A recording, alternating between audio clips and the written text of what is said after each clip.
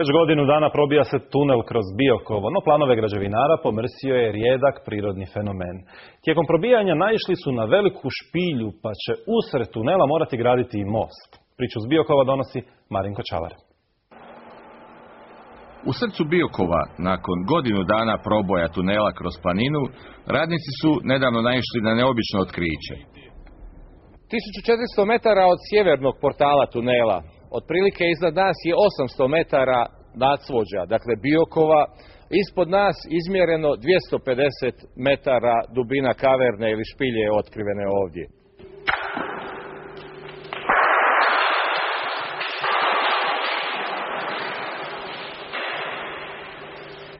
Dubina i visina špilje zbog iznimno teških uvjeta nisu precizno izmjerene, dok je dužina oko 13, a širina 28 metara.